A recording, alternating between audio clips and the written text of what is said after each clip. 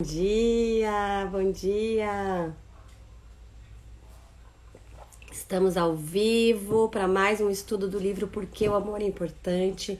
Esse é o nosso quarto encontro ou terceiro encontro, gente? Já me perdi. Eu acho que é o quarto encontro. Esse é o nosso quarto encontro. Sejam bem-vindas. Oi, Fábio, bom dia. Seja bem-vinda. Oi, Isa. Bom dia. Ai, que delícia ter vocês aqui. Com essa chuvinha ainda, né? Eu vi a Isa mandando foto semana passada, com ela debaixo das cobertas, estudando o livro. Ai, que bom, né? Imagina essa chuvinha, que gostoso.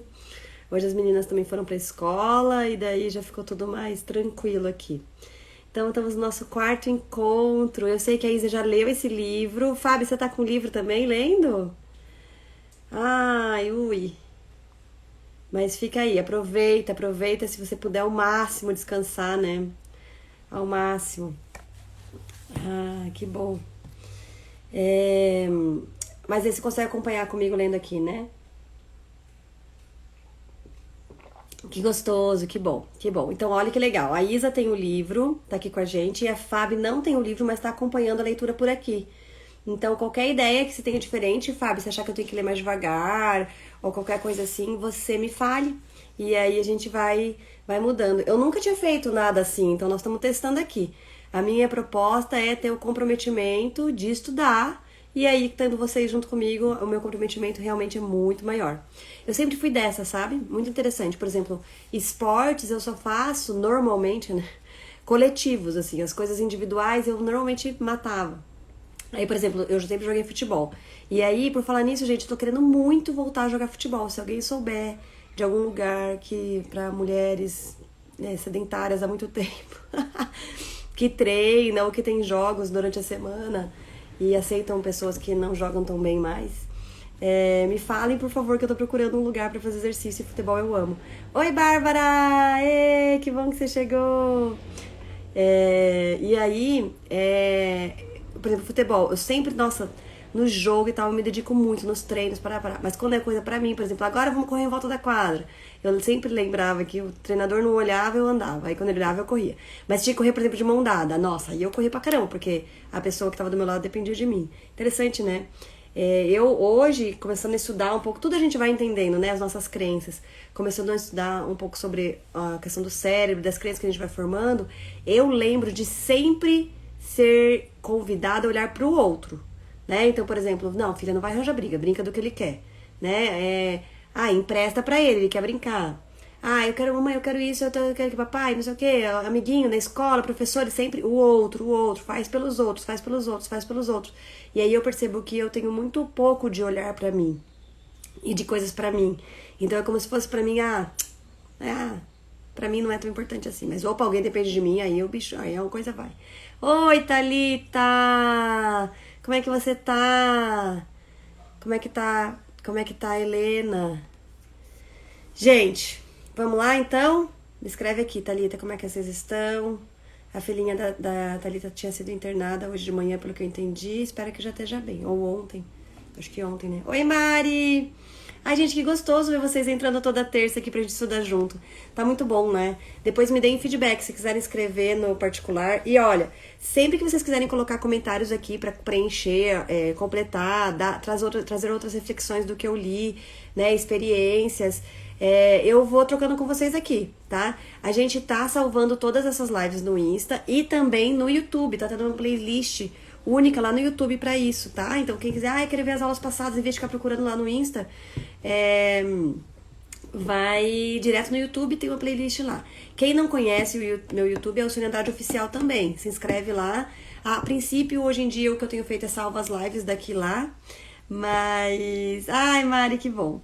Mas a nossa ideia é futuramente colocar mais vídeos específicos só pro YouTube. E eu também tenho um grupo... Ai, vocês já estão aí há 4 dias, Thalita. Ai, meu Deus. Que bom, então. Tomara que a gente consiga te apoiar um pouquinho aí, te alimentar um pouquinho emocionalmente, intelectualmente e no seu autocuidado, né? Pra você estar aí mais inteira, pra Helena também e pra você também poder ficar bem. Tá? Conta comigo também, qualquer coisa me liga. A gente é amiga, a gente era vizinha, agora mudamos de casa. Pessoal, vamos lá? Vamos continuar aqui então? No encontro passado, a gente falou... Eu não lembro o que eu tava falando pra vocês antes. Tudo bem, qualquer coisa eu continuo depois. No encontro passado, a gente leu o primeiro capítulo... Não, o 2, né? Voltando ao início da primeira parte, o segundo capítulo da primeira parte. E nós paramos na página 35 de quem tem esse livro, que é a segunda edição. Não sei se alguém tem a primeira edição, mas a segunda edição. Nós paramos na página 35, nessa parte aqui, ó. Regulação precoce. Tá? A gente vai começar a ler aqui agora.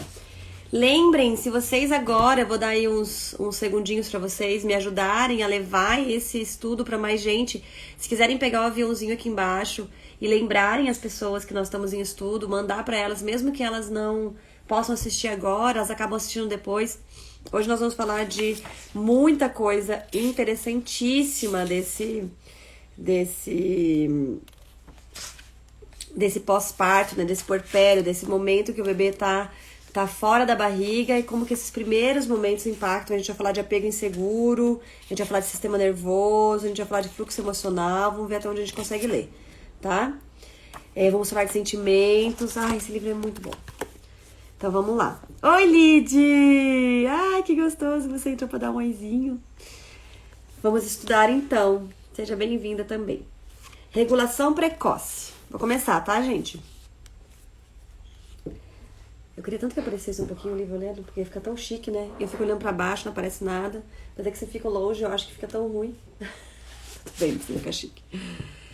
Na atualidade, não é popular contar em detalhes quão grandes são as responsabilidades da maternidade. Ai, gente, essa primeira parte aqui dessa regulação precoce, é muito...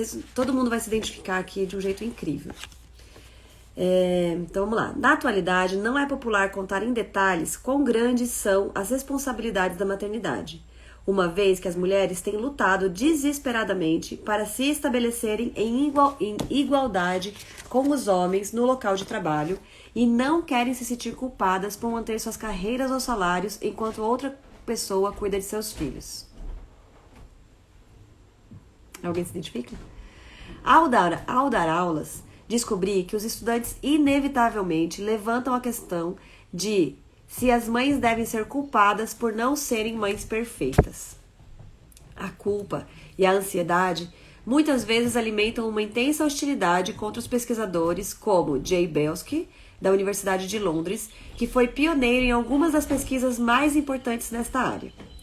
Essas pesquisas identificaram o impacto da prestação de cuidados inadequados ao bebê, tanto em casa quanto em creches. Seguramente, ganha-se muito pouco ao criticar os pais.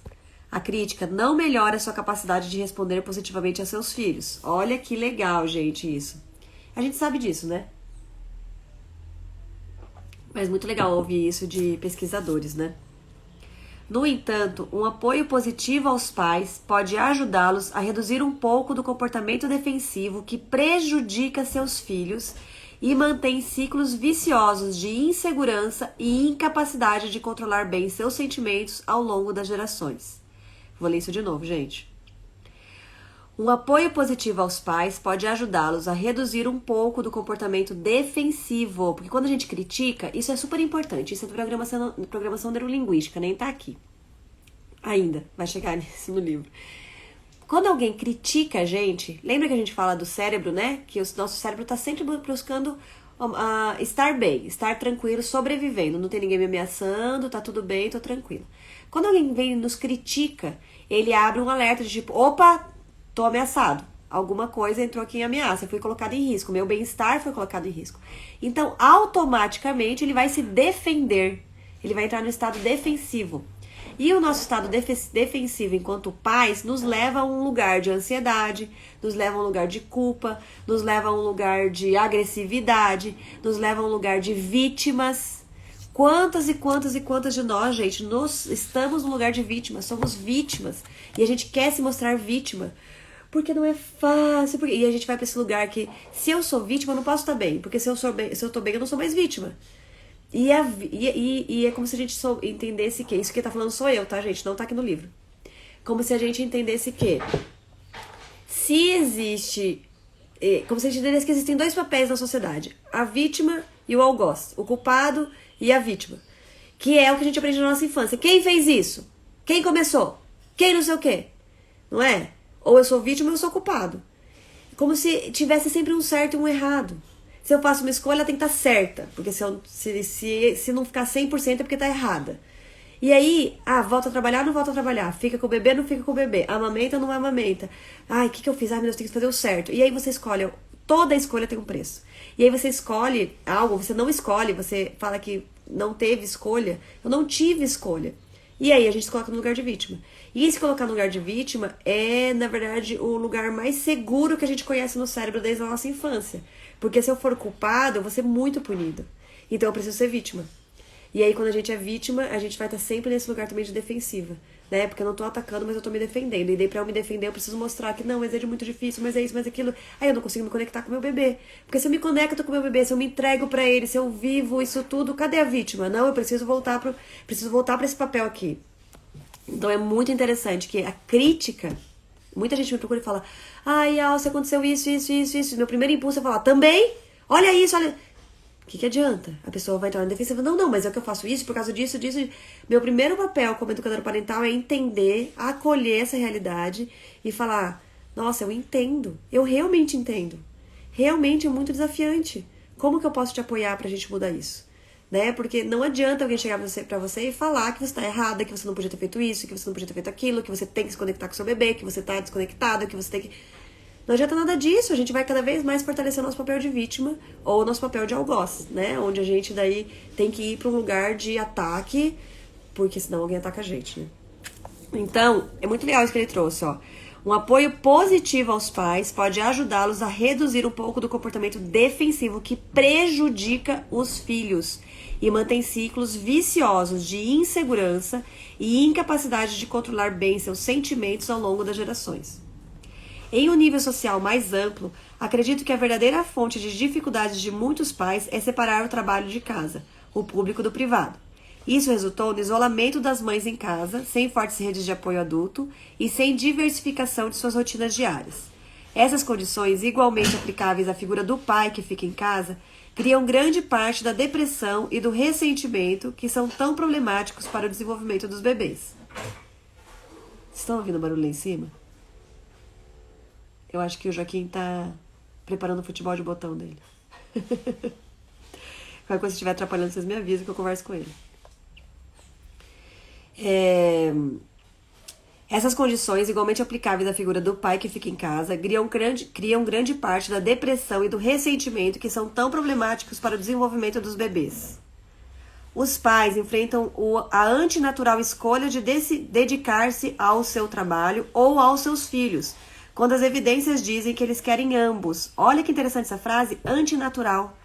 Os pais enfrentam a antinatural escolha de dedicar-se ao seu trabalho ou aos seus filhos, quando as evidências dizem que eles querem ambos. Nossa, como coach de carreira, que antes eu trabalhava só como coach de carreira, né? E eu comecei a trabalhar só com mães, depois que me tornei mãe. Gente, isso era incrível, assim. E o mais interessante que eu achava nos meus atendimentos, que aí talvez caiam fichas aí pra vocês, que pra mim sempre caía, é quando a mãe dizia assim, mas eu não tenho escolha. E aí eu falava, não tem escolha? Então vamos lá, se você tivesse escolha, o que você faria?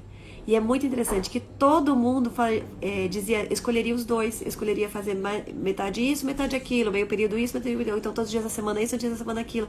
E aí a gente tentava ajudar a ela pensar que caminhos ela poderia ter, então, para realizar isso, se ela tivesse escolha, né?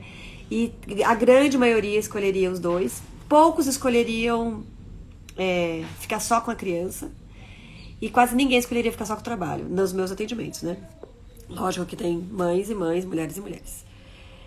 As pesquisas têm inevitavelmente focado em mães do passado e descobriram que, na verdade, a maior parte das mães que trabalham em tempo integral gostaria de trabalhar menos tempo. Tem uma citação aqui daí de Hacking. Ai, gente, tem uma citação, tá? De um autor. De 1992 e 2008.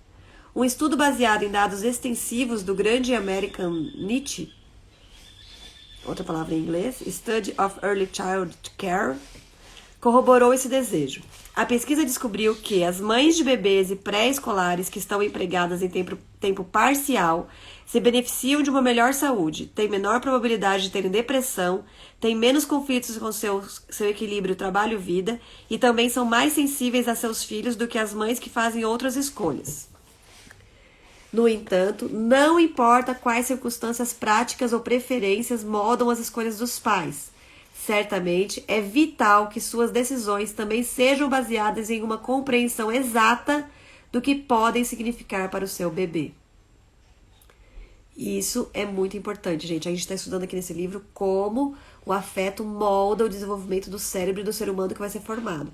Então, por mais que a gente pense em nós, e temos que pensar em nós, tá? Temos sim que pensar em nós, o que me faz bem, o que me realiza, etc.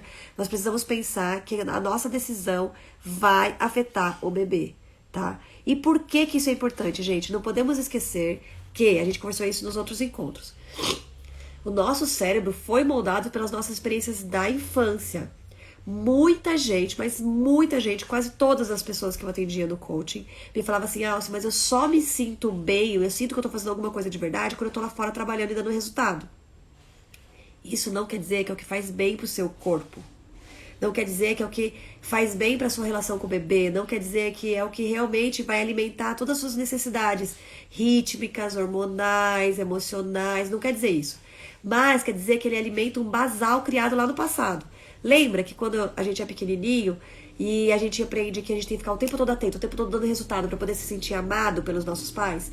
Eu preciso estar o tempo todo vendo se minha mãe tá... Não, minha mãe tá nervosa aqui, então eu vou cuidar dali. Não, eu preciso arrumar meu quarto, senão minha mãe vai ficar... Minha mãe tá chegando, eu tô brincando, mas minha mãe tá chegando, meu pai, não sei o quê. E a gente vai criando um basal no nosso cérebro de quê? Para se sentir amado, para se sentir visto, para se sentir pertencente. Para estar pertencente, eu preciso estar fazendo, estar realizando, estar produzindo, estar dando resultado, estar sempre atento, estar sempre... E aí, esse foi o nosso basal. E não é um basal de crenças, é um basal bioquímico. Nosso corpo tá sempre liberando adrenalina, tá sempre liberando hormônios que vão te levar para fazer ação, para estar ativa, para estar produzindo. Porque esse foi o que o cérebro criou, que é a base para você estar pertencente no mundo e se sentir amado. É esse tanto de produção diária de hormônios, é estar o tempo todo em atividade, é estar o tempo todo recebendo esses aplausos de volta, estar sendo reconhecido. Eu só me sinto amado quando eu sou elogiado, e eu só sou elogiado quando eu entrego coisas. Se alguém chega na minha casa e eu passei o dia inteiro cuidando do bebê e a minha casa continua uma bagunça, por mais que... eu preciso contar essa situação pra vocês, eu acho que eu já contei várias vezes. O Dinho tirou um ano sabático, que agora já faz 3. O Dinho tirou um ano... Oi, Lu! Seja bem-vinda! Oi, Paula! Sejam bem-vindas. O Dinho tirou um ano sabático há 3 anos atrás e até hoje a gente continua... Mentira, não é mais sabático, agora ele trabalha aqui, né? Mas eu lembro que o primeiro dia que eu deixei ele com as meninas, com as crianças, não tinha a Aurora ainda, era o Dinho, era o Joaquim, a Martina e eu tava grávida da Aurora. E eu deixei ele o dia inteiro com a Martina e o Joaquim e saí, eu não lembro pra fazer o quê, acho que eu fui trabalhar, fui dar um curso, alguma coisa assim. E aí quando eu cheguei em casa, ele me olhava assim com uma cara de que ele queria me fuzilar, assim. E aí ele falou, nada funcionou. Nada. Eu passei o dia limpando a casa, cuidando deles, fazendo comida, fazendo não sei o que, organizando. E olha como tá a casa agora. Você chega e olha como tá a casa agora. E eu comecei a rir. E falei, ai, Dinho, pela primeira vez na vida você vai entender o que é o cuidado de casa com criança. Não tem fim, não tem aplauso, não tem cheque do checklist. Ah, beleza, limpo, cheque. Ah, casa organizada, cheque. Comida servida, cheque. Louça lavada, cheque. Não, daqui a pouco ele tá sujo de novo, a casa é desorganizada de novo. Estão chorando de novo, mas eu acalmei ele faz 5 minutos, ok? Mas outra coisa estressou ele de novo. Mas ele acabou de comer, tá ok? Mas, né? Então, chega nesse lugar de que você não consegue ter o que desde pequenininho você aprendeu no seu cérebro e criou base pra se sentir amado e visto, que era... dar conta, entregar, fazer cheques, né, e tudo. Ó, meu quarto tá arrumado, mamãe. Ai, parabéns, filha, abraça, recebe amor. Opa, olha, eu consegui fazer aqui, terminei de fazer toda a tarefa. Olha, eu lavei a louça pra você, olha. Então a gente vai aprendendo que enquanto a gente entrega, a gente é amado. Quando a gente não entrega, não tem ninguém pra mim demonstrar amor. E aí não me sinto amado, não me sinto pertencente. Então nós temos uma geração workaholic. Completamente workaholic, porque o processo não importa, né? As relações não importam, os cuidados não importam, o que importa é entrega. E nós mulheres que estamos nessa correria, para essa concorrência no mercado de trabalho, cada vez mais.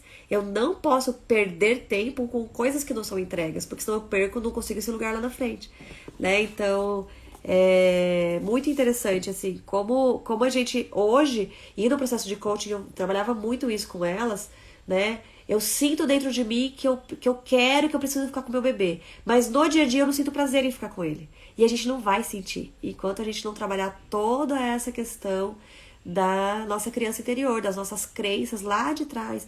E eu acho que o que fortalece a gente querer fazer isso e mudar essas próximas gerações é entender. É entender o que isso fez conosco e o que isso pode fazer com os nossos bebês, né? Então, independente de quais sejam as suas preferências e suas escolhas, certamente é vital que suas decisões também sejam baseadas em uma compreensão exata do que podem significar para o seu bebê, tá? Então, por isso até que eu também fui começar a estudar bastante educação parental, porque a gente precisa entender que as nossas escolhas como mães e profissionais não impactam só a nossa vida. Impactam muito e, quem sabe, totalmente como é que vai ser a sociedade no futuro. Né? Se nós teremos cada vez mais pessoas desconectadas umas das outras emocionalmente, lutando por uma sobrevivência assim absurda que a gente não sabe nem atrás do que a gente tá correndo, que na verdade é desse aplauso, é desse sentir-se vista, sentir-se pertencente que a gente não teve lá na infância, então a gente passa o resto da vida buscando isso, e não é culpa dos nossos pais, tá? Porque eles não tinham essas informações, eles corriam atrás do que eles tinham em mãos, as informações que eles tinham em mãos. E foi muito importante a geração anterior correr atrás desse lugar da mulher, né, do mercado de trabalho, e a gente continua tendo que lutar por isso, etc. Eu não tô sendo contra isso, é como a gente começa a ir com equilíbrio para tudo isso. Né? Como a gente olha para isso tudo, entendendo tudo, sendo assertivo. Ser assertivo, gente, é acerto de SS. É fazer um acerto, é olhar para todos os lados e encaixar tudo. Isso é ser assertivo, tá? Não é acertar no alvo. Isso é acertar com C. Ser assertivo, temos que ser assertivos. Temos que olhar todo o contexto e não deixar nada de fora. Esse é o grande convite da educação consciente e da nova sociedade, da nova geração. É isso aí, Gisele, tamo junto. A grande maioria das mulheres, se não 100% delas, eu conheci até hoje uma mãe, gente. Uma mãe que me falou assim, Alci, eu me sinto, eu sempre fui super profissional, etc. Eu me sinto muito bem ficando com eles. E eu sei que vai chegar a hora de eu voltar a trabalhar também, mas eu me sinto muito bem cuidando da casa, ficando com eles, fazendo tudo que precisa ser feito ali na hora.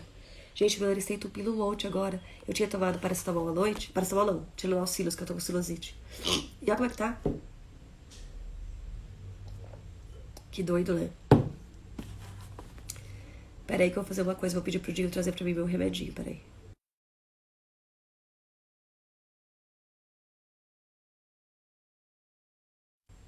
Bom, depois eu peço. Então vamos lá. Faz sentido pra vocês, gente, tudo isso que eu falei? Com relação a essa construção basal do nosso organismo. Por isso que a gente é tão pra fora, pra fora, pra fora. Faz, né? Dinho, você pode trazer meu Sorine? Tá lá na minha caixinha de... Em cima do nosso armário do guarda-roupa ali. Aquela caixinha de brincos. Clima de chuva, né, Lídia? Ai, nem fale. Óleo de menta piperita. Ai, Isa, eu tenho que começar a usar os óleos essenciais, né? Ai, legal. Então vamos lá, o gente vai buscar pra mim. Fisiologicamente, o bebê humano ainda faz parte do corpo da mãe. Olha que legal, gente. A Isabela Isolani fala muito sobre isso também. Ela é especialista em puerpério. Eu sempre falo de você, né, Isa? Mas é que seu trabalho é incrível e super importante. Eu falei pro Joaquim, só não corre, tá, filho? Tadinho, ele não consegue se controlar ainda. Na verdade, esquece, né? A informação fica por pouco tempo ali. Obrigada, amor. Fisiologicamente, o bebê humano ainda faz parte do corpo da mãe. Ele depende de seu leite para alimentá-lo, para regular sua frequência cardíaca e pressão arterial, e para fornecer proteção imunológica. Sua atividade muscular é regulada por seu toque, bem como seu nível de hormônio de crescimento. Olha que legal isso, gente. Isso é super importante. A gente fala que a Laura Gutmann fala sobre a fusão mãe-bebê.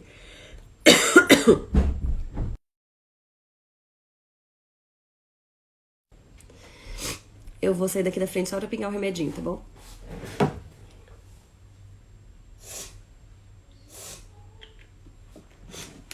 Eu odeio usar isso aqui. Eu só uso quando eu tô realmente fazendo live, porque senão minha voz fica muito fanha. Então é no máximo 1 vez por semana. 2 agora, né? Isso, gente, é super importante. A Laura Gutman fala da fusão mãe-bebê, né? E aqui ele tá explicando fisiologicamente como isso acontece. A gente sabe que isso é fisiológico e isso é emocional. O bebê sente tudo que a mãe sente, gente. Existe um campo emocional que é invisível pra nós, mas que os bebês estão completamente conectados, tá? Então ele vem do nosso corpo e ele continua conectado ao nosso corpo fisiologicamente pra sobreviver. Ele depende fisiologicamente de nós. E essa sociedade que quer que a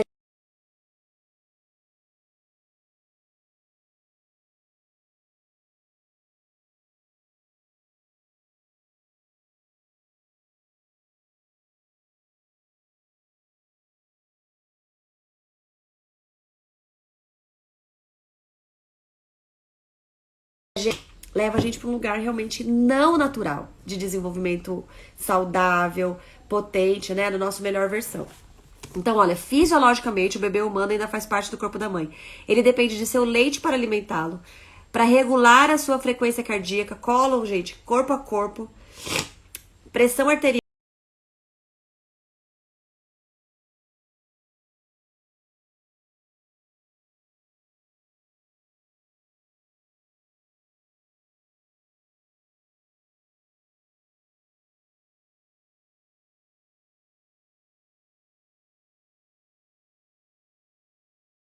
Também é regulada no corpo, em contato com o corpo da mãe, para fornecer proteção imunológica, vem do leite da mãe. Sua atividade muscular é regulada por seu toque.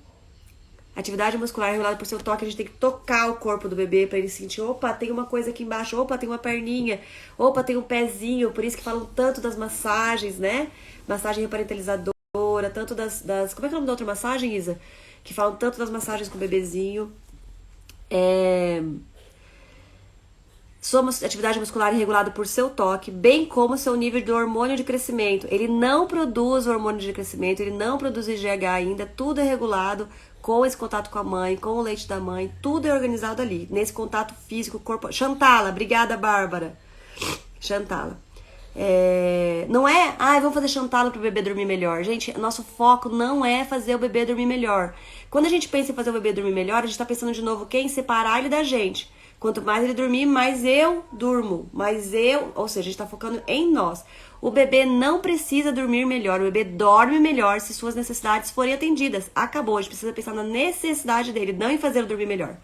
Tá? Porque aí rapidinho, se nosso foco é fazer dormir melhor, não, se ele estiver dormindo bem é porque tá tudo certo. Aí você começa a treiná-lo pra dormir bem, ou seja, treiná-lo a se satisfazer com a vida sem olhar para suas reais necessidades. Né? Aí é diferente. Então, o nosso foco não deve ser fazê-lo dormir bem. Nosso foco deve ser atender às suas necessidades e, consequentemente, ele vai dormir de acordo com o seu desenvolvimento neurocortical, que é mais parecido com o nosso ritmo circadiano de dia e noite a partir dos 4 meses, tá? Então, vamos com calma, vamos olhar para o bebê conforme ele é, um indivíduo que tem necessidade de nós durante muito tempo, principalmente nos primeiros meses de vida, primeiro ano e tal. O corpo da mãe o mantém aquecido e a mãe libera ao bebê seus hormônios do estresse por meio do toque e da alimentação. Essa regulação fisiológica básica mantém o bebê vivo. Por isso que bebês choram tanto para estar no colo da mãe. Não é porque a gente mal acostumou ele quando ele saiu da maternidade, lá na maternidade. Ele tá... Eu ouvi tanto isso, gente. Se ele tá assim porque ele nasceu e você já ficou com ele no colo. Então ele nasceu e já aprendeu que aqui fora é colo. Aí pronto, agora ele só quer colo. Não, gente, é porque o cérebro dele grita por nós. Ele precisa. É o que ele sabe instintivamente que vai manter ele vivo e bem, é o nosso colo. Rachel Cust, uma romancista que escreveu sobre sua experiência na maternidade, descreve esses processos regulatórios básicos. Vou citar ela aqui. A pureza e o brilho da minha filha requerem considerável manutenção. Inicialmente, minha relação com ela era semelhante à de um rim. Eu processava seus resíduos, de 3 em 3 horas eu colocava leite na boca dela, ela ainda dava leite de 3 em 3 horas. O leite passava por uma série de tubos e então saía do seu corpo outra vez, eu o descartava. A cada 24 horas eu a mergulhava na água e a lavava. Eu trocava suas roupas. Quando ela estava em um espaço fechado durante um período, eu a levava para um espaço aberto. Quando ela estava em um espaço aberto durante um período, eu a trazia para um espaço fechado. Quando ela ia dormir, eu a colocava no berço. Quando ela acordava, eu a pegava. Quando ela chorava, eu andava por aí com ela até que parasse de chorar. Eu tirava e colocava suas roupas. Eu a enchia de amor, preocupando-me se estava dando a ela muito ou pouco. Cuidar dela é como ser responsável pelo clima e pelo crescimento da grama. O difícil em relação aos bebês é que eles precisam quase continuamente desse cuidado por muitos meses. Como Kant coloca, essas tarefas constituem uma espécie de servidão, uma escravidão da qual eu não sou livre para sair. Os bebês precisam de uma cuidadora que se identifique tão fortemente com eles que as necessidades deles pareçam ser as dela. Fusão mãe-bebê. A Laura Gutman traz a imagem de estar a mãe e o bebê mergulhado numa banheira. E eles sentem as mesmas necessidades ali naquela água. A água tá quente, a água tá fria, a água tá agitada, a água tá tranquila, a água tá diminuindo a água, tá aumentando a água, precisa pôr mais água, precisa pôr menos água, tô ficando com o ombro de fora. Não... A mãe e o bebê precisam estar na mesma banheira, sentindo as mesmas coisas. Olha que interessante, os bebês precisam de uma cuidadora que se identifique tão fortemente com eles, que as necessidades deles pareçam ser as dela. O bebê ainda é, fisiológica e psicologicamente, uma extensão da mãe. Se a mãe se sentir mal quando o bebê se sentir mal, a mãe irá então querer fazer algo imediatamente em relação a isso para aliviar o desconforto do bebê. E isso é a essência da regulação. Se a mãe se sentir mal quando o bebê se sentir mal, a mãe irá então querer fazer algo imediatamente em relação a isso para aliviar o desconforto do bebê. E isso é a essência da regulação. Eu sempre dizia que eu ia ser uma ótima mãe, que eu não ia me importar com choro, porque eu escuto choro de tudo quanto é criança e nunca me incomodei, que eu ia ficar tranquila, que eu ia conseguir fazer ele dormir tranquilo sozinho, porque eu não ia me incomodar com choro. Gente, quando eu tive o Joaquim, cada choro dele me doía. E o Dinho falava, calma, Alce, eu tô aqui com ele e tal. Eu falava, Dinho, eu não consigo, me dói. É insuportável a dor que eu sinto quando eu escuto ele chorando, quando eu vejo ele chorando. É insuportável. E no começo a gente achava que eu tinha que lutar contra isso. Não, é importante, deixa ele chorar aqui no meu colo, ele tá bem, ele tá sendo acolhido por mim, tá tudo bem, deixa ele chorar e eu dou conta. E aí a gente, hoje estudando, começa a entender por que isso acontece, né? Porque essa conexão é importantíssima para a sobrevivência do bebê, e isso faz a regulação acontecer. Em teoria, qualquer um pode fazê-lo, especialmente agora que temos leites em pó substitutos. Mas a mãe do bebê é preparada para fazer essas coisas para o seu filho, em razão de seus próprios hormônios. A mãe também tem maior probabilidade de ter a intensa identificação com os sentimentos do bebê, que é necessária, desde que tenha os recursos emocionais internos para fazê-lo. Olha isso que interessante, gente. E aí eu queria reforçar uma palavra aqui que ela usa. A mãe também tem maior probabilidade de ter a intensa identificação com os sentimentos do bebê. O que isso significa? Ela não quer dizer que ela vai ter e não quer dizer que ela é a única que pode ter. Por que eu tô falando isso, gente? Ele fala uma outra coisa aqui na frase. Desde que ela tenha recursos emocionais internos para fazê-lo. Por que isso é importante, gente? Porque a gente precisa de rede de apoio saudável, rede de apoio sábia. Uma mãe com depressão pós-parto, por exemplo, não consegue dar o suporte para o bebê que ele precisa. Meu Deus, esse bebê tá perdido? Não. Um pai pode fazer isso. Uma avó pode fazer isso. Não quer dizer que vai ficar cobrando da mãe que ela faça. E quanto mais remédio ela tome para depressão, que precisa muitas vezes tomar um remédio, menos ela vai conseguir fazer essa conexão, porque o remédio desconecta ela das emoções, né? Então, mais a gente precisa entender que existe sim a necessidade de um apoio ali. Nós, mesmo que eu, por exemplo, não passei por depressão pós-parto, mas eu precisava demais de ter um autorregulador, um regulador para mim, que era o Dinho, né? De me dar esse apoio. Então, a gente precisa de um apoio para a mãe poder ser um apoio para o bebê. Tá? Então ela precisa ter condições emocionais internas para fazer isso. Autocuidado, rede de apoio. Não dá pra gente jogar essa responsabilidade em cima da mãe, que nunca teve contato com as suas emoções, e falar, agora se vira, né? A gente não foi ensinada a ter contato, a gente foi ensinada a desconectar com as nossas emoções, né? A regulação inicial também tem relação com como responder aos sentimentos do bebê de um modo não verbal. A mãe faz isso principalmente com seu rosto, tom de voz e toque. Ela acalma o bebê, que está chorando desesperadamente, e sua superexcitação entrando no estado do bebê com ele, envolvendo-o com o espelhamento de sua voz alta, gradualmente acalmando com o tom de sua voz e levando-o a um estado mais calmo. Olha que lindo, que didático isso. toda vez que a gente fala de educação consciente, a gente fala, o primeiro passo é sempre conexão. Conexão. A Isa... Como é que é o nome dela? Esqueci agora. Me veio Elisama Santos. Ela tem uma imagem que fala, ela criou uma metáfora que fala que na hora que que a criança está se afogando, qualquer pessoa está se afogando no mar, você não tenta ensinar ela a nadar. Você primeiro joga uma boia para ela se segurar e depois você ajuda ela a sair de lá. Então primeiro a gente precisa se conectar com esse bebê. E ele fala aqui de uma maneira super didática, né? Então, a regulação inicial também tem relação em como responder aos sentimentos do bebê de um modo não verbal. Então, a mãe acalma um bebê que está chorando desesperadamente e sua superexcitação, entrando no estado do bebê com ele. A gente primeiro entra, a gente se conecta, a gente sente aquilo, né? Tanto que a gente faz a cara assim, meu Deus, você tá triste, você tá com fome, você tá nervoso. A gente tenta sentir o que ele tá sentindo, a gente entra em conexão com aquele sentimento, aquela angústia, porque no começo tudo é angústia, lembra que a gente falou no encontro passado? Angústia e descontentamento, desconforto e contentamento e conforto. Então a gente entra naquela angústia com ele, a gente sente aquela angústia, a gente não sabe o que é também. E aí aos poucos a gente vai tentando entender o que é, entra no estado com ele, envolve com espelhamento de sua voz. Então ele percebe que ele está conectado, ele percebe que você está voltando a ficar calma, se mantendo calma, trazendo o acalento, trazendo um aconchego e gradualmente vai acalmando com o tom de voz, levando a um estado mais calmo. Ou ela calma um bebê tenso, segurando e ninando a ela, ou ela estimula um bebê sem energia a um estado mais feliz, com seu rosto sorridente e seus olhos brilhantes e dilatados. Utilizando todos os tipos de meios não verbais, ela leva o bebê de volta ao ponto de ajuste em que ele se sente confortável novamente. Muito legal, né? Muito legal. Os cuidadores que não são capazes de se entender com o bebê por causa de suas próprias dificuldades em perceber e regular seus próprios sentimentos tendem a perpetuar esse problema regulatório, transferindo-o para o bebê. Esse bebê não é capaz de aprender a controlar seus próprios estados e ajustá-los de modo eficaz se seus pais não fizerem isso por ele inicialmente. Lembra que a gente falou isso também no outro encontro. Primeiro a gente leva o bebê, a gente faz por ele quantas vezes for necessário até ele aprender. A gente não faz ele fazer sozinho. Ele só vai fazer sozinho quando ele já estiver pronto para isso. Esse bebê não é capaz de aprender a controlar seus próprios estados e ajustá-los de modo eficaz se seus pais não fizerem isso para ele inicialmente. Ele pode ficar sem qualquer noção clara de como prosseguir até alcançar o controle novamente. Ele pode até mesmo crescer acreditando que realmente não deve ter sentimentos. Olha que forte. Os bebês são muito sensíveis a esse tipo de mensagem implícita e inicialmente respondem ao que os pais fazem, em vez de ao que dizem e ao que acham que estão fazendo.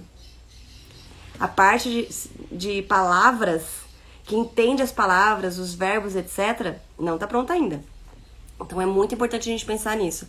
Os bebês inicialmente respondem aos que os pais fazem, em vez de ao que dizem ou ao que acham que estão fazendo. Mas, se os pais acompanharem bem o estado do bebê, ou seja, se conectarem com esse estado primeiro, acompanharem bem o estado do bebê e responderem rapidamente a ele, restaurarão a sensação de bem-estar, de modo que os sentimentos poderão fluir e ser notados. Eles podem chegar à consciência, especialmente se os cuidadores responderem de modo previsível, padrões começarão a surgir. Previsibilidade. Todas as vezes eu trato com o mesmo amor e carinho. Todas as vezes eu trato com a mesma conexão. Por mais que eu esteja cansada, eu entro na angústia do bebê, eu atendo esse bebê, eu acolho esse bebê com previsibilidade. É previsível que quando eu estou angustiado, eu vou ser tratado desse jeito e eu vou entendendo que esse é o caminho, é sempre esse o caminho. Mas se um dia eu trato ele com amor e carinho, aí depois no mesmo dia de tarde eu falo, ai meu Deus, de novo filho, por favor, né? Eu acabei de te colocar aqui no berço. E, às vezes nem falar, mas é o nosso jeito, né? Ai, eu nem falo nada pra ele, não deixo ele perceber. Não, ele percebe, não é pelas palavras. É como a gente tá ali, né, olhando pra necessidade daquele bebê, olhando pra aquele sentimento, se conectando com aquela angústia, né? Eles podem chegar à consciência, especialmente se os cuidadores responderem de modo previsível, padrões começarão a surgir. O bebê pode começar a perceber que quando eu choro, mamãe sempre me pega no colo com carinho. Ou, quando ela pega seu casaco, em breve eu vou sentir o cheiro do ar fresco. Esses padrões não verbais e essas expectativas inconscientemente adquiridas foram descritas por vários autores de diferentes maneiras. Daniel Stern, em 1985, os chamou de representações de interações que foram generalizadas. John Bowlby, que é da criação com apego, o chamou de modelos de trabalho interno. Vilma Butti denominou de esquemas de emoção. Robert Klein, de memória procedural. Qualquer que seja a teoria específica utilizada, todos concordam que as expectativas de outras pessoas e o modo como elas irão se comportar são inscritos no cérebro, fora da consciência consciente, no período da infância, e sustentam o nosso comportamento em relacionamentos ao longo da vida. As relações, o jeito que nós somos tratados pelos nossos pais, sustentam nossos relacionamentos ao longo de toda a vida. Nós não estamos cientes de nossas próprias suposições, mas elas estão lá, baseadas nessas primeiras experiências. Ou seja, a forma com que a gente era acolhido pelos nossos pais, a forma com que a gente era tratado, a forma que eles lidavam conosco e nossas emoções, sustentam quem nós somos hoje. Sustentam as nossas relações, sustentam a nossa conduta na nossa vida, sustentam até a forma com que a gente tem dificuldade de lidar com os nossos filhos. Né? Ai, meu Deus, o choro dele me incomoda demais. Tá sustentado em quê? Como que o seu choro era acolhido quando você era criança? O que você ouvia sobre o choro? Né? Quais eram as punições que você tinha com relação ao choro? Né? Às vezes frases do tipo, vou te dar motivo pra chorar de verdade, né? Vou te dar motivo de verdade pra chorar, ou engole esse choro, ou se chorar não vai ter, se chorar, né? E assim vai. Então os choros das nossas crianças são muito, ativam demais essas nossas dores, né? As nossas crenças, o que nos sustentam hoje. E o pressuposto mais fundamental de todos é que outros estarão emocionalmente disponíveis para ajudar e perceber e processar sentimentos, fornecer conforto quando é necessário. Em outras palavras, ajudar a regular os sentimentos e ajudar a criança a ter seus sentimentos novamente em uma condição ideal. Vou ler de novo. Espera aí um pouquinho, deixa eu pedir para o Joaquim falar um pouquinho mais baixo.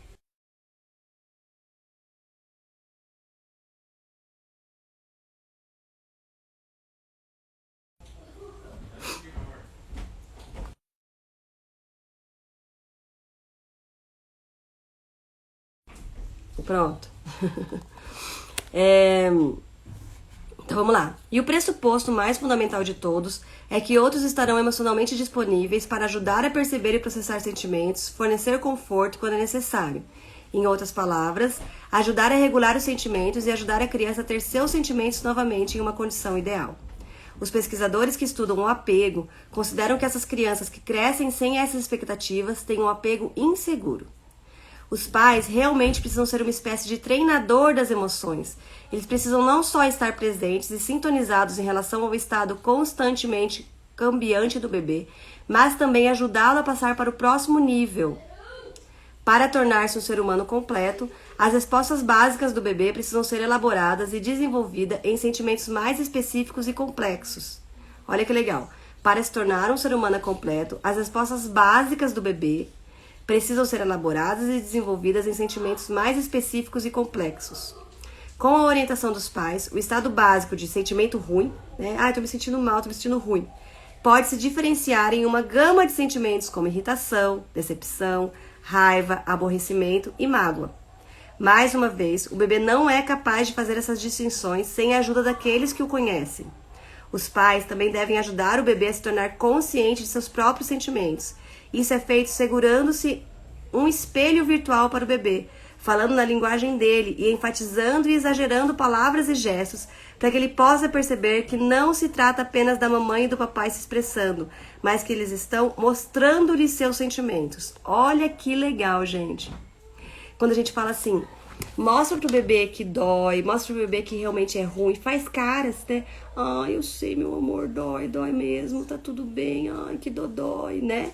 Então, e tem muita gente que fala assim, ai, minha filha tava bem até eu vir preocupada em cima dela. Não é que ela tava bem, ela tava sem entender muito o que tava acontecendo. Às vezes a criança cai e pensa assim, meu Deus, o que é isso? Não quer dizer que a gente tem que chegar desesperado, ai, meu Deus, você caiu. Não, é olhar pra neném e falar, você fez dodói, meu amor, tá doendo. E aí ela pode expressar, isso é dor. Isso é isso. Tá tudo bem sentir isso. Outra coisa é falar, não foi nada. Ela tava chorando, ela fica, meu Deus, eu não posso chorar, não foi nada, o que é isso que tá acontecendo? Né? Então a gente precisa entender que a gente está ajudando eles a criarem um vocabulário, a entenderem que sensações são essas. Filha, você tá com medo? Isso é medo, eu acho. Às vezes a gente sente medo mesmo, faz caras, né? Nossa, isso faz muito dodói, né? Ai, tá doendo. A gente faz cara, a gente expressa, a gente ajuda eles a entenderem o que é isso que eles estão sentindo, o que eles estão Além que com o Joaquim, a gente não fazia muito isso, né? Era o primeiro filho, a gente tava começando a estudar, etc. E aí tem muitos momentos que o Joaquim fala assim pra mim, mãe, não tô me sentindo bem. Eu falei, filho, o que será que você tá sentindo? Ele fala, não sei. Fala, vamos tentar descobrir, meu amor, o que é dele? Eu tô cansado. Tudo pra ele é cansado. Por quê? Porque quando ele era pequenininho, eu falava, filho, você tá cansado. Ó, você tá cansado. Aí, viu? Você tá cansado. E aí, hoje em dia, tudo pra ele tá cansado. E aí, eu fico, não, filho, isso não é cansaço. Vamos tentar entender. Você dormiu bem. Você, né? Então, a gente realmente vai levando pra um lugar que foi o que eles aprenderam desde pequenininhos.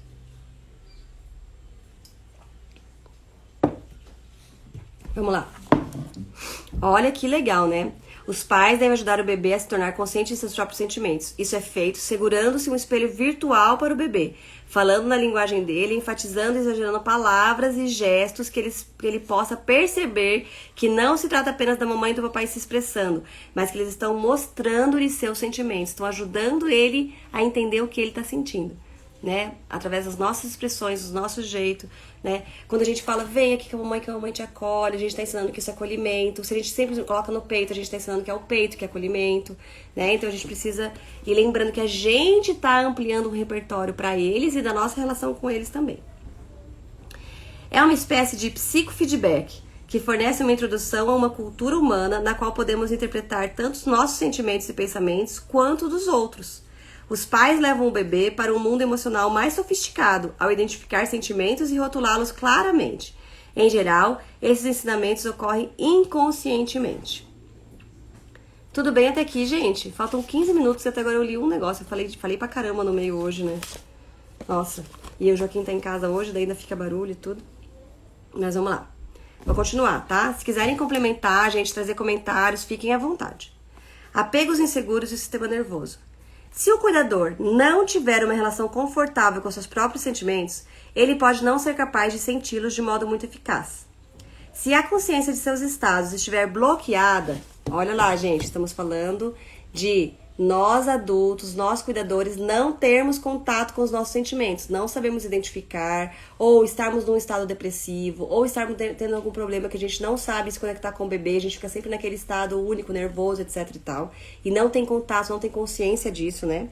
Então, se a consciência de seus estados estiver bloqueada, ou se ele estiver excessivamente preocupado com esses estados, poderia achar difícil notar os sentimentos do bebê, regulá-los de alguma maneira ou rotulá-los.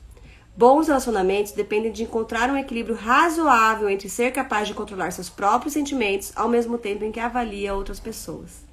Essa é a base das relações saudáveis, a base da comunicação não violenta, né? É o quanto eu consigo me conectar comigo mesmo, entender minhas necessidades para entender que o outro também tem emoções, o outro também tem necessidades e a gente conseguir estar nesse equilíbrio, né?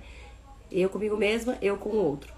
Se os pais não têm essa facilidade de se reconhecer emocionalmente, de se interpretar, de se regular, e nós não temos, mais difícil é a conexão com o bebê, para poder sentir o que ele tá sentindo, né? Eu tô tão desesperada com os meus, que eu olho pro bebê chorando, eu já fico, ai meu Deus do céu, eu tinha isso, eu tinha aquilo, as expectativas, né, da mãe, que vai dar conta de tudo, e que daí estar com o bebê é, na verdade, das menores coisas que ela quer fazer. Ela quer conseguir fazer o bebê dormir, manter rotina, cumprir tudo pra dar conta do resto, que é onde ela vai ser aplaudida, né? E sem contar que se ela ficar com o bebê no colo, ela não vai ser aplaudida, ela vai ser vaiada por muita gente. Os bons relacionamentos dependem também da capacidade de tolerar sentimentos desconfortáveis enquanto eles estiverem sendo processados por outra pessoa. Olha que legal. Ah, eu não aguento ouvir o choro do meu bebê. Ah, eu não aguento ouvir ele nervoso, com raiva. Tem que fazer acalmar. Eu fazia muito isso com o Joaquim no começo. Ele começava a chorar, eu falava... Ou seja, se acalme. E não sinta o que você está sentindo. Expresse, tente entender o que é. Vamos colocar pra fora, vamos ver a melhor forma disso, né? Interpretar esses sentimentos. E aí, como a gente pode entender? Ah, é isso e tal, não estou em perigo, tá tudo bem, ok, então agora eu posso me acalmar. Né? A gente precisa ajudar a entender o que esse sentimento veio me dizer, que luzinha do painel ele tá acendendo, por quê? O que tá acontecendo? E não, coloca o silver tape nessa luzinha do painel do carro, esquece, acalma e bola pra frente. Né? O que eu quero é um bebê sempre sorrindo. E aí eu faço de tudo pra ele estar sempre sorrindo. Sem poder entrar em contato com seus próprios sentimentos, porque me desequilibra. Quantos de nós, gente, a gente começa a ficar triste, começa a ficar nervoso na TPM. Ai, meu Deus, eu não aguento ficar desse jeito. começa a ter vontade de chorar. Ai, meu Deus, tô com vontade de chorar, aconteceu alguma coisa, eu preciso fazer alguma coisa pra... Nunca entre em contato com os próprios sentimentos, né? A gente nunca foi ensinado a entrar em contato com essas emoções, interpretá-las e assim por diante. Talvez uma das dificuldades mais comuns nos relacionamentos é que particularmente... Não, vamos de novo. Talvez uma das dificuldades mais comuns nos relacionamentos, o que é particularmente grave na relação pais e filhos, é o problema da regulação de estados mais negativos, como a raiva e a hostilidade. Se o cuidador não aprendeu a gerenciar esses sentimentos confortavelmente, então ele terá dificuldades para suportá-los em seus filhos. Vou ler de novo. Talvez uma das dificuldades mais comuns nos relacionamentos, o que é particularmente grave na relação pais e filho, é o problema na regulação de estados mais negativos, como a raiva e a hostilidade. Se o cuidador não aprendeu a gerenciar esses sentimentos confortavelmente em si mesmo, então ele terá dificuldades para suportá-los em seus filhos. Quantos de nós vê um filho com raiva e sai correndo para tentar acabar com aquela raiva? Para tentar parar com a raiva? Para tentar eliminar aquela raiva o mais rápido possível, para tentar acalmar o filho o mais rápido possível. O filho tá com raiva, você fala, não, respira, calma, não, sai daí, sai desse lugar, para de sentir isso. Em vez de deixar a criança sentir a raiva, colocar pra fora essa raiva de outro jeito, na hora, né? A criança chega, né, vou dar aqui um exemplo prático. A criança chega e bate. Tava conversando com a Bárbara esses dias, né, Bárbara? A criança chega e bate. A gente fala que não pode, que mão faz carinho, que mão é pra isso, que mão... Mas o tapa não veio da vontade de bater simplesmente, veio de um estado emocional. E a gente não olha pra esse estado emocional, a gente olha para o ensinamento sobre o tapa, né? Então, que estado emocional tá ali? Como que esse estado emocional pode ser olhado, acolhido e tratado, né? Lógico que a gente tem que não deixar a criança bater, né? A gente pode dizer, bater na mamãe não pode, né? Segura a mãozinha com carinho, você tá com raiva, vamos bater aqui, ó, vamos pôr essa raiva pra fora, vamos entender o que aconteceu aqui. E aí quando essa raiva vai embora, olha, você ficou com raiva porque você queria fazer tal coisa e não pôde, a sua vontade foi bloqueada, né? Você não pôde, foi impedido de fazer. Realmente, isso dá raiva, né? Isso dá raiva quando a gente é impedido. E a raiva tá aí pra te avisar que, opa, alguma coisa não foi atendida. Alguma necessidade minha não foi vista, a minha integridade foi invadida, a minha vontade não foi ouvida, ou qualquer coisa assim. Então é importante você entender que a raiva te deu um sinal. E esse sinal é bom, é importante a gente olhar pra esse sinal. Mas, né, aos poucos a gente vai aprendendo que essa raiva não pode ferir ninguém, nem eu mesmo, nem o ambiente. É aonde que eu posso colocar essa raiva. Então, focar na emoção, lógico, com o ensinamento, mas não precisa focar tanto no ensinamento em si das relações sociais. Vamos olhar, aprender a olhar para as emoções também, né? Se o cuidador não aprender a gerenciar sentimentos confortavelmente, então ele terá dificuldades para suportá-los em seu filho. Ele pode se sentir muito angustiado e desconfortável e querer urgentemente afastar esses sentimentos. Vai embora a raiva, vai embora a tristeza. Quantas pessoas ouviram pais gritarem para seu bebê, cala a boca, não tente isso comigo? Ou para seu filho pequeno, seu diabinho, não se atreva a olhar desse jeito para mim. Que triste, né? Seus filhos estão aprendendo a esconder seus sentimentos, tanto negar que eles existem, quanto evitar expressá-los, pois irão aborrecer ou enfurecer a sua mãe. Ela certamente não será capaz de ajudar a criança a regular esses sentimentos ou a pensar sobre eles. Na prática, a criança tem que regular a mãe, protegendo-a de seus sentimentos, mas os sentimentos da criança não desaparecem. Olha que interessante, gente. A gente ensina a criança que se ela expressa os sentimentos, eu fico nervosa, então ela não pode expressar. Ou seja, a gente passa para a criança a responsabilidade de regular a mãe. É a mesma coisa com o sono. Filho, dorme, que a mamãe também precisa dormir.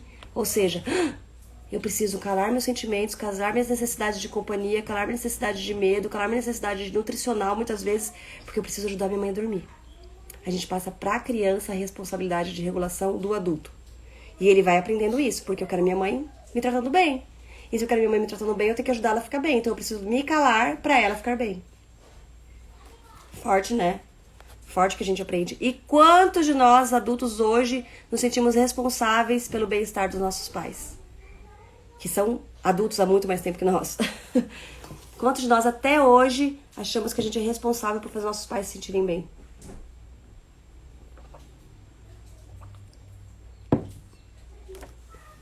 Abrimos mãos muitas vezes das nossas vidas, dos nossos núcleos familiares, para ir lá cuidar e fazê-los se sentirem bem. Porque de certa forma eles passaram para nós essa responsabilidade, né? Sem querer. Lógico que ninguém quer, mas passaram.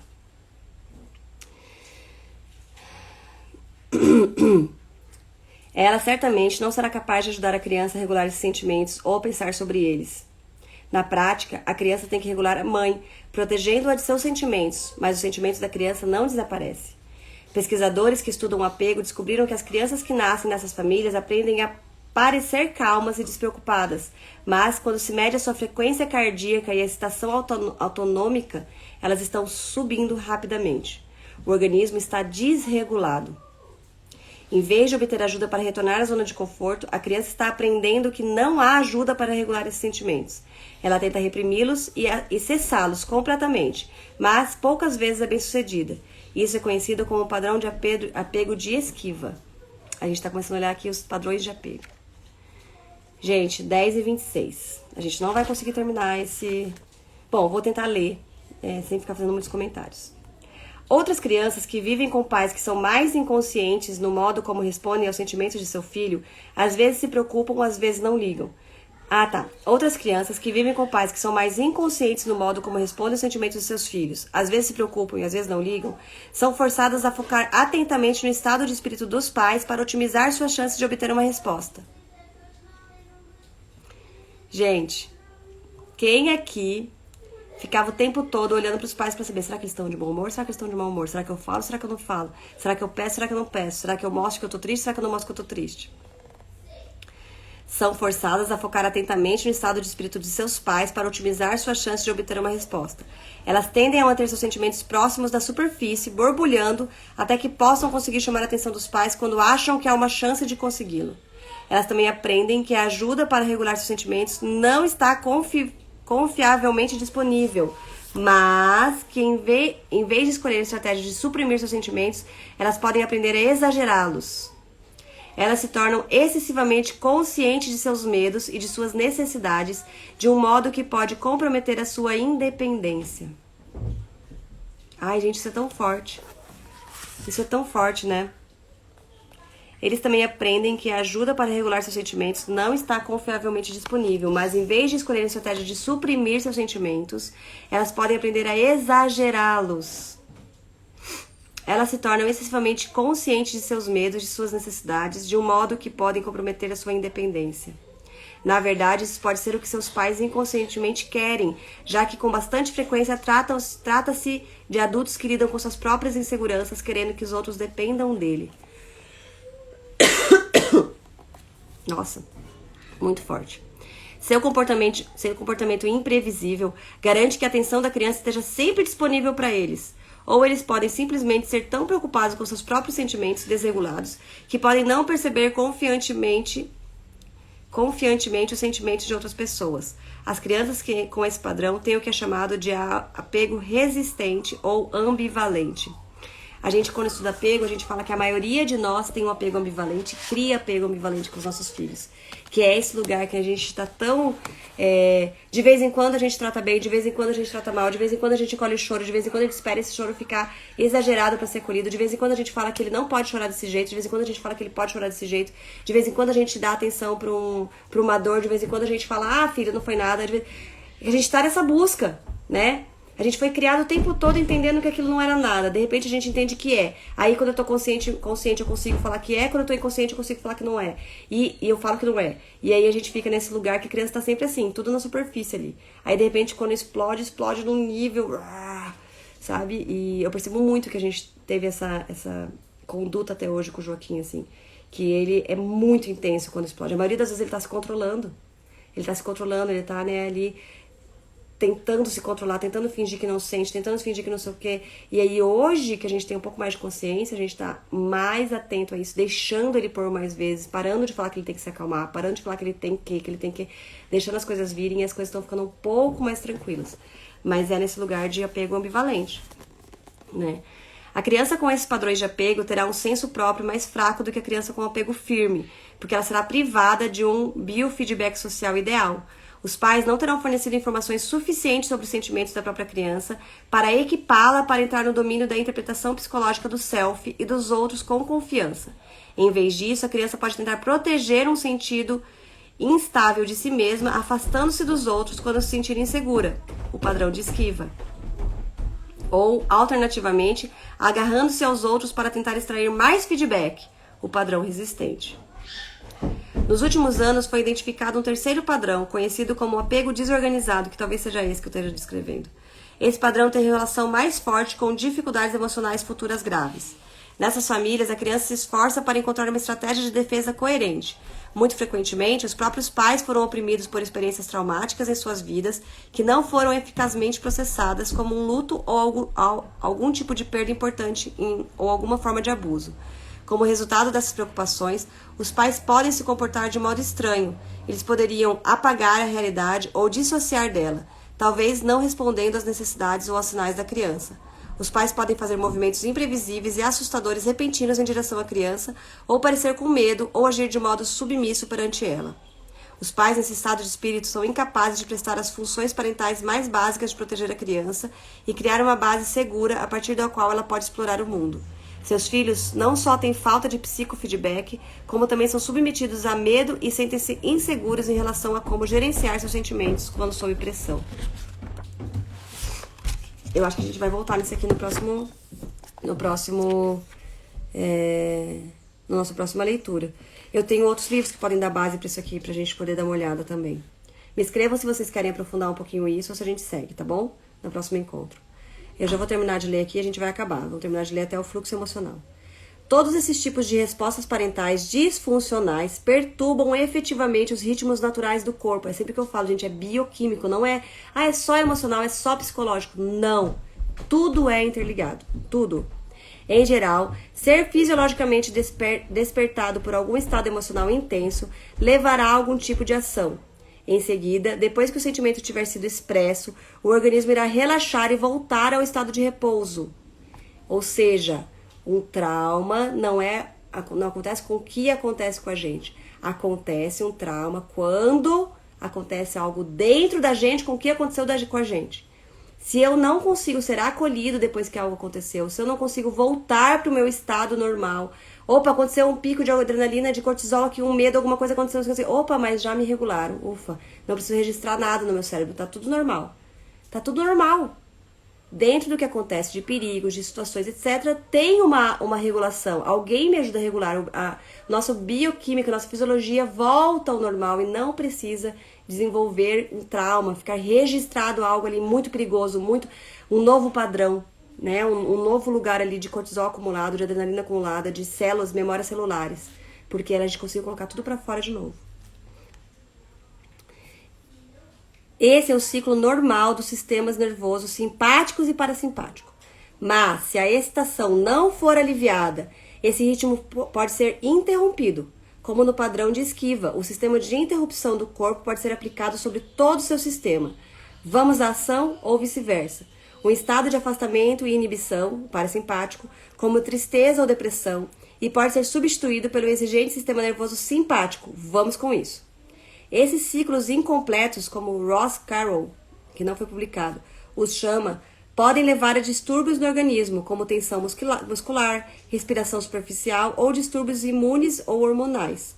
O sistema cardiovascular, em particular, permanece ativo até mesmo quando os sentimentos são suprimidos. Há, então, uma turbulência no sistema em vez do processamento direto dos estados emocionais. Vamos parar por aqui hoje e no próximo encontro a gente fala sobre fluxo emocional, ou a gente volta aqui um pouquinho, vocês me escrevam, se a gente volta aqui, aprofunda um pouquinho nessa parte que é bem forte, é pesadinha, que fala sobre os tipos de apego da teoria do apego. Mais uma coisa que eu acho bem importante a gente focar nisso aqui é técnico, né, gente? Super técnico. Todos os tipos de relação que nós temos com nossos filhos hoje, de atender às suas emoções ou não, de suprimir as suas emoções, de acolher, de nomear, tem a ver com inteligência emocional, tem a ver com saúde fisiológica, tá? Tem a ver com saúde fisiológica.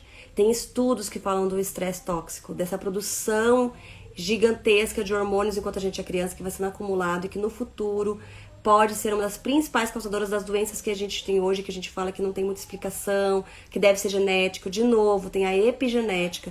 Por mais que a gente tenha a genética, a gente tem vai ser ativado ou não aquele gene de acordo com o que a gente vive na nossa vida, principalmente nos primeiros anos de infância. que vai lidar se isso vai ser ativado ou não, né? Cada tipo de doença, cada tipo de questões físicas, né, tem a ver com as relações, com o comportamento, com o jeito que a gente é tratado, com o jeito que a gente é levado a lidar com as nossas emoções, com o jeito que a gente é convidado a olhar para tudo que está acontecendo dentro da gente, tá? Então é imensamente importante. Não é só porque eu quero que meus filhos façam o que eu quero que eles façam sem gritar, sem bater. Muita gente me procura por isso. Ai, Alça, eu não aguento mais gritar, eu não aguento mais bater. Como que eu faço para ter uma educação mais respeitosa, uma educação mais positiva? Como que eu faço para meus filhos me ouvirem sem precisar gritar? A gente vai olhando ainda, a gente busca uma educação mais consciente, mais respeitosa, olhando ainda para os resultados que vão ser aplaudidos pelos outros e aplaudido também pelas pessoas que já são contra bater e gritar. Então eu tenho mais aplausos aí, mas continuo tendo meus filhos fazendo o que a sociedade diz que eles precisam fazer. Não fazendo birra, não chorando, não contrariando, não... buscando ainda esses resultados de aplauso social de uma criança educada. Sendo que, quando a gente olha para como essas emoções, olhando para o livro, né, para todas essas teorias e ciências que mostram como esses comportamentos, como esses choros, como tudo que o bebê traz como necessidade, a forma com que a gente lida com isso molda, impacta totalmente a fisiologia, as relações, as crenças, as condutas, os padrões de comportamento, as doenças emocionais, psicológicas, todas as questões psicossociais hoje do mundo são altamente impactadas por esse olhar mais consciente para o desenvolvimento infantil. Não é em busca de uma criança educada sem palmadas e gritos, educada nesse olhar social, né, agradáveis ao adulto. É em busca de uma construção de pessoas equilibradas, saudáveis, emocionalmente, socialmente, psicologicamente, fisiologicamente, tudo isso, toda a sociedade de hoje é resultado dos impactos que foram causados com as crianças desde o seu nascimento lá atrás, de como seus choros eram acolhidos, de como suas necessidades eram acolhidas, eram vistas. E quem nós somos hoje também é resultado disso. Tem genética? Claro que tem genética. A gente pode falar que tem questões espirituais para quem acredita em outras vidas? Claro que tem. Mas o impacto maior desse molde é o que acontece ali, quando o cérebro está sendo formado e construindo todo o seu self, né, toda a sua personalidade nessa vida, né, desse momento, desse serzinho que está chegando. Tudo bem, gente? Quem conseguiu ficar aqui até o fim, já são 10h40, quem conseguiu estar com a gente, quem conseguiu participar. Quer pegar a folha, Joaquim? Quer dar um oi aqui, Joaquim? Hoje pode. Oi, o Joaquim tá sem aula, né, Joaquim? Tá com a Roberta, uma amiguinha brincando.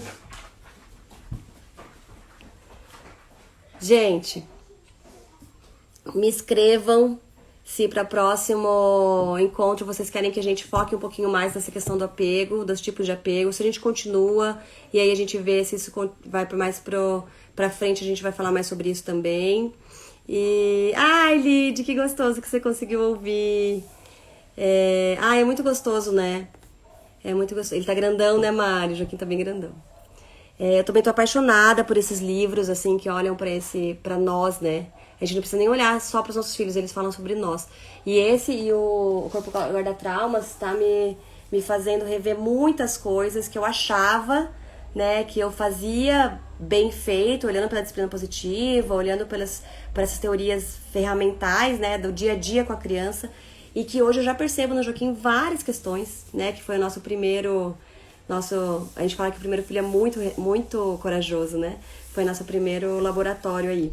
Com as meninas, a gente, claro, continuou errando, entre aspas, né? Continuou fazendo muitas coisas ainda que a gente percebe que vem do nosso automatismo, mas estamos tendo um pouco mais de consciência, né? Ontem a Aurora tava com o bebezinho e deu um bonequinho e ela falou assim: ele fez dodói. Eu falei: fez, Aurora, vamos fazer um beijinho? Ela falou: não, ele tá chorando no meu upá, deixa chorar. E ela falava: pode chorar, pode chorar.